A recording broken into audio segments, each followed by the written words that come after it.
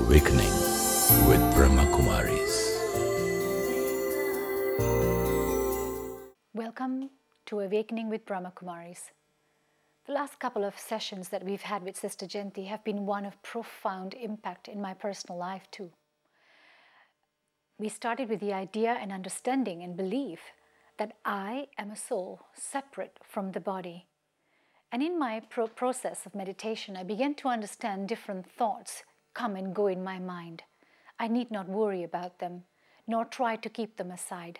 I simply change the focus of my direction of thinking. One important aspect about the idea of a soul is the conscience. The conscience is our real best friend, the one that's in with that soundless sound that is always around us, that we very cleverly learn to ignore. The more we realize I am a soul, the more we practice and go back to that goodness of our original self, our peaceful, loving self, the more clean our conscience become, and the more sharper our awakening within ourselves come about. But all in all, is this enough? There is only that much power that I can use with my own thinking to empower myself. There are days that I'm tired and I can't think any further goodness about me. Can I turn to another source? Is there a higher source, a divine creator, that can help me make this path of realization much easier? To clear these points with us today and to take us further into deeper understanding of meditation, we have once again with us Sister Jayanti, the European Director of the Brahma Kumari. Sister Jayanti, welcome. Hello and Om Shanti. Om Shanti. Sister Jayanti, it's been a very interesting path about realizing yourself as a soul and the security that you can go back and believe that you are that good and that loving and that compassionate and kind. But sometimes, how much can you talk to yourself in that way? Sometimes you need that little bit of help from somewhere, something. Is there something higher than yourself as a soul, higher than yourself as your higher self? What is it? When I started meditation, I understood I'm a soul, and I didn't really know whether there is a being who is higher or not. But after coming to the experience of the inner being, the being of light, I was then introduced to the idea of the supreme being, the source, the highest being. And it made a lot of sense because I could see that all souls have differing qualities and each soul is individual and unique. And I began to think about how if you have something that moves in this way, then it's like there's some with less love, less peace, but you can go up the ladder and come to the point where you have more peace, more love. But there's also one that is at the very peak of that, the highest, the pinnacle. And to that being, to that soul, we give the name the Supreme Soul, the highest of all, the one in whom there's all these positive attributes to the infinite degree. We've heard of superior souls. We've heard of super souls and super moms and super dads. But what is supreme? You can think about human souls as reaching a higher stage. And yes, they can be super souls with a lot of love, a lot of compassion. We have the religious founders who have had a great amount of love and truth and so on and so on. And there's many, many of them. But when you say supreme, there's only one. When you say super, there can be many. Many. When you say superior, again, there can be many. But when you say supreme, that means just one. And so out of all souls, there is one who is the supreme.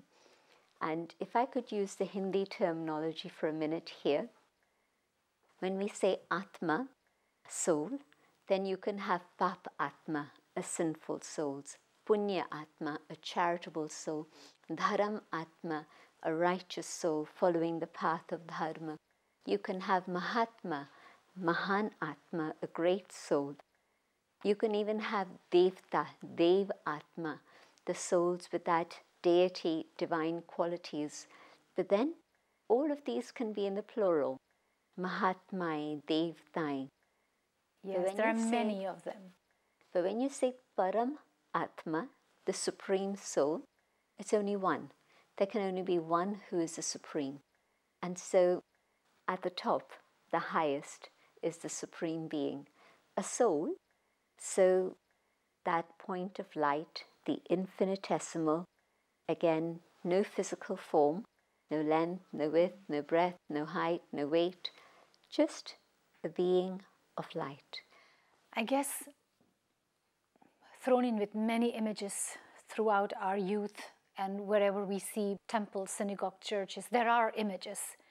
Today, the concept of ourselves as a soul, and yet the idea that the Supreme Soul is just like you, a soul.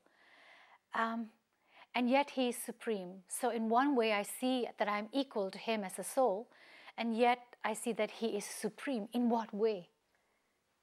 There's a lovely expression that comes in the scriptures, and that is that God created us in his own image.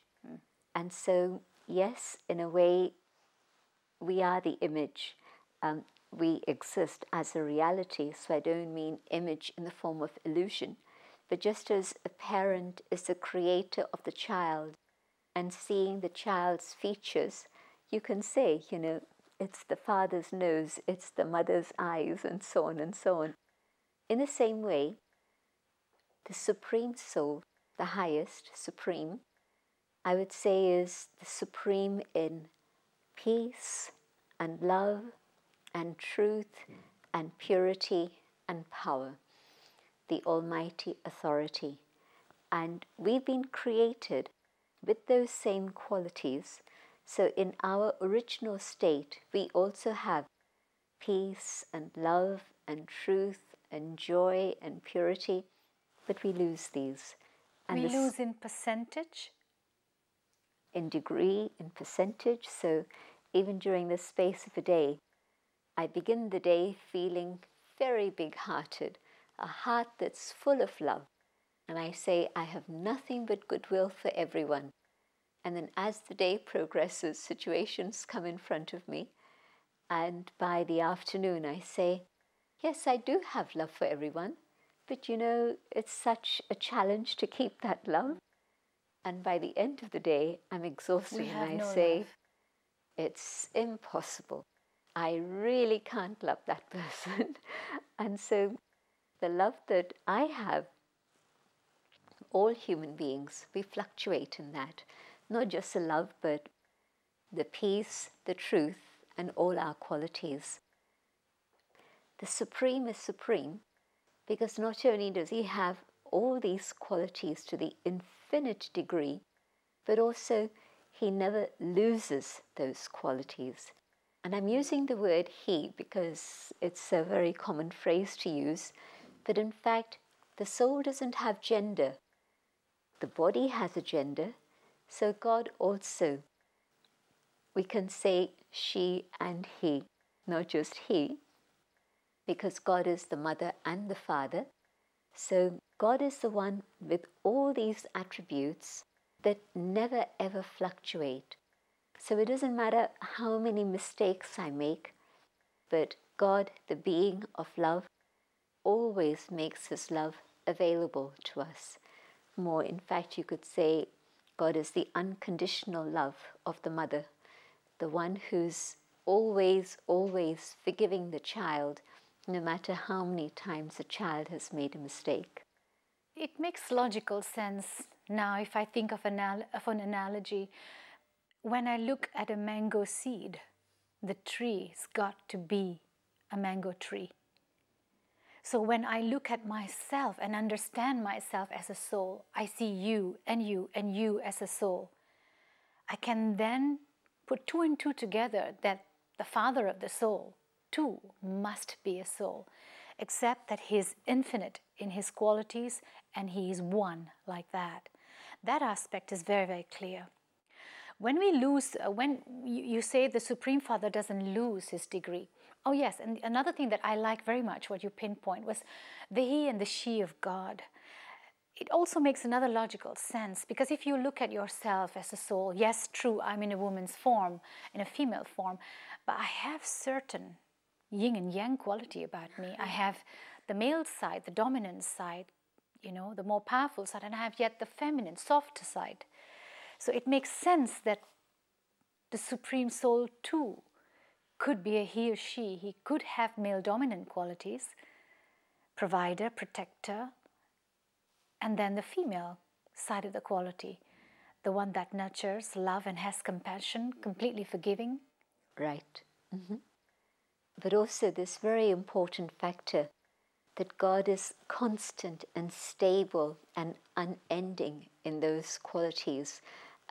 We'll be peaceful one moment and something will happen and our peace will gone. We'll become peaceless very quickly. But God, the one who is always, always, forever peaceful, which means that God can be the source from whom we draw. So when I become peaceless, if I turn and connect to the Supreme, I'm able to draw that peace within myself. It's like when you said earlier, I can do certain things on my own up to a certain extent, but there comes a moment when things become too much and I can't manage. And yes, there is one who can support me and guide me and help me and heal me and nurture me. And so all I have to do is to go inwards and then go upwards and connect with that being of light who is the source of all attributes. It's interesting that in all the different traditions and religions, the form of light has been remembered. Other images are particular to one religion or another religion, or some religions have no images at all. But the form of light is something which is sacred and is remembered and has been seen in visions across all traditions. So if he is light and I am made in his image, I too am light. Which is our experience in meditation. When I focus here on that inner being, what I can feel is this being of light that I am, weightless, non-physical, metaphysical. And so the Supreme also just light, but conscient light, not like the light of electricity, but a being that's energy, living energy, the truth, but the one who radiates luminosity, the one who's able to share that light. I quite understand he needs to be constant, because we are the one inconstant, fluctuating, and he himself totally constant, the one I can rely on to pull in as much power as I want the moment I become powerless within me. So this is why he is supreme. His form is a form of light. He is my father. He is my mother. Not everyone. Yes, sorry. You mentioned the word power, and sometimes that's misinterpreted in the sense that people think that God is able to make a dead person alive again. Or sometimes we have a very high expectation. Somebody is ill and we want God to intervene and help them become well. So I should not use the word power, basically. If I use that word power, strength? It's fine to use the word power, but it's just a different understanding and removing the expectation of the things that I've thought about in terms of power. So just as there's the physical energy of the universe, the wind, the rain, the earth, everything happens according to their own seasons in their own way at the right time. In the same way, human energy, there's birth, there's life, there's death, and so on. All of that continues in terms of human energy. God doesn't need to intervene in that. And so God doesn't say, now I'm going to give somebody birth. Or God doesn't say, now this person should die, or this person shouldn't die. All of that will happen according to the lifespan and the activity of the human individual. But God's power is to be able to give me strength to be able to continue to do that which is right now. God's power is the power of purification, so that the negativity that I've been through can be released and I can become pure and positive again. So our understanding of God's power hasn't been a very clear one. And so it's meant that so often when things have happened in our life which goes wrong, we says, if he has the power, why doesn't he correct it? And if he is so powerful, why can he not help to make this right? That's right. Or even say, it happens in personal life. You know, my son died. Why did God allow that to happen? It shouldn't have happened. Or in terms of the state of the world, where I say, but you know, things are so bad. Why isn't God doing something about it? Why is there still war going on? Because he is alive. He knows there are all these famine and earthquakes all around, cries of help, pain and the increase. What does he do? This is where I have to understand that human actions have created the situation of today's world. Birth and death are according to my own line of destiny and my own actions. God doesn't have to intervene in that, nor is it that God's going to suddenly stop a famine. And the situation of human beings is that through our greed, our attachments, our desires, our ego, our anger, we have created these problems in the world around us, and God's role is to change our hearts. God's role is to change our minds, our conscience, so that we again take responsibility for the things that are going on and we start sorting them out and putting it right. So we've put God in a clear context now, that really to a certain extent things that happen to me, things that happen to the world is more or less brought about by their own changes. God has nothing to do with the event or the turn of events that take place that are somehow predestined. What important role will God play in my life if I meditate on him? I'm not sure that I would even agree with the word predestined, in the sense that my destiny is in my own hands, and if I eat the wrong food, I might get sick. So it wasn't destined that I would get sick, but I know what I should eat and what I shouldn't eat, and yet still I eat the wrong things and I make myself sick. Or I know that I need to wear warm clothes, and because of fashion, I don't wear warm clothes, and then I catch a chill. So even this aspect of predestined is something that we have to think about. More it's that human actions create our own future and our own destiny in that way. But yes, the role that God has to play is a very important one. The first step is for God to touch my awareness and wake me up in the sense that I've been asleep. I didn't know who I was. I didn't know who God is. And God's love is such that God touches my awareness, awakens me, and through that I'm able to see myself, I'm able to recognize my beloved mother and father, and I can start living life as I should. Because today, human life isn't even human anymore. It's become inhumane, and that's because we've been asleep. I understand God exists. God will play an important role. He is the higher source that I've been looking for. I found him, I understood him. How do I know he's heard me? The fact that I didn't actually find him, I would say he found me, in the sense that I was looking here and there and everywhere, and I didn't understand what more to do. And then it was destiny. It was very beautiful that God was able to touch me and I was able to awaken and find him. He found me, and then I recognized him, and I say, I found him. But we found each other. And so I think that that's been something very powerful and beautiful that tells me that God knew I was in distress. And in a way, when I was 19, I didn't know I was in distress. But yet, the inner being was searching. And so it was in a state of stress and distress. I didn't know myself. And so I know for sure that God hears me.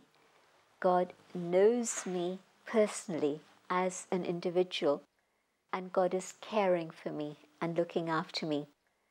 I think if we look back over our experiences, there'll be many situations and many times when we will say, I couldn't have done this on my own. Absolutely. I know that it must have been God who helped me. Or I think about situations which were very challenging, and yet I was protected. Who protected me? How was I protected? It wasn't a human being, but somehow the right thing turned around and things happened in a way that was magical. And so it wasn't a human hand, it was the unseen hand of God that was able to move things around to protect me. So God is watching over me, God is watching me, and God cares for me and is looking after me. That is a reality of my experience and the experience of multi-thousands of others, I'm sure. Because yes, at some point we know there couldn't have been anyone else that could have done this or know the secrets of my heart to make things possible. Sister Jayanti, take us to this experience of conversation with God and take us to this journey of what is it that we can feel from Him.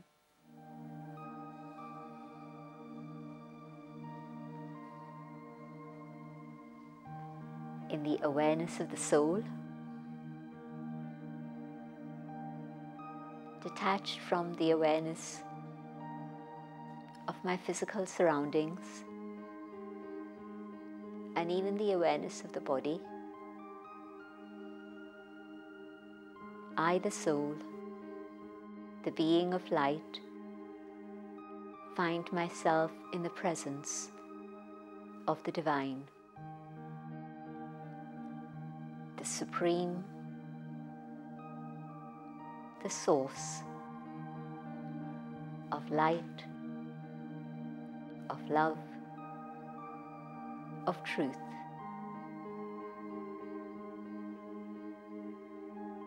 God's light surrounds me, and as I bathe in this light, I am cleansed, and I have a glimpse of my own original, pure state of being, unblemished, whole, no wounds, no scars.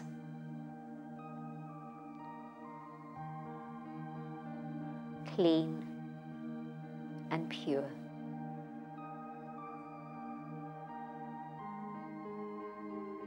The Supreme Father gives me His inheritance, the property of happiness.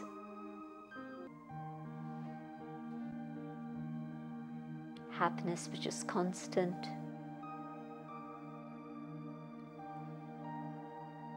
happiness which is eternal.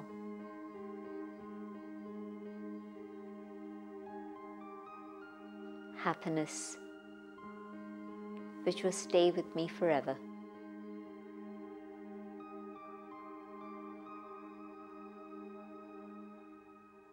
My Supreme Mother and Father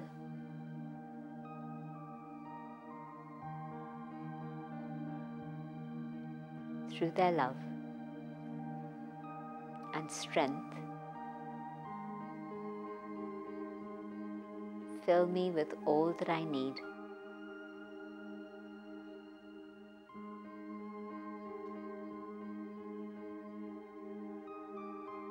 And God's light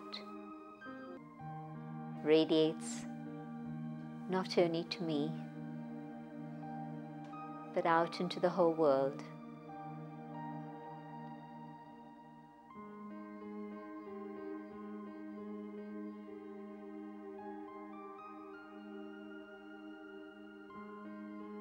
And God's light is the light of love, the light of truth.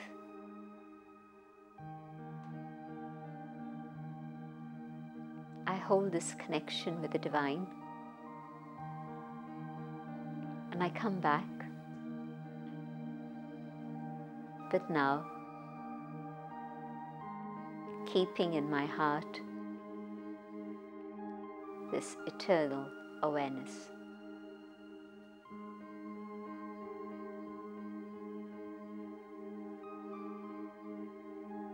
Om Shanti.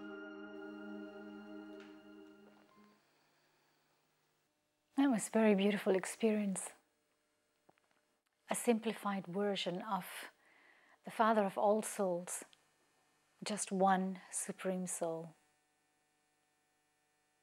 It was really beautiful. So is God a myth, an illusion, or a reality? In the beginning of our journey of meditation, or before we learned to meditate, we lost awareness of who I am. The moment we realize and recognize that I am a soul, I began to get an understanding and become to get an awareness that God too is a soul.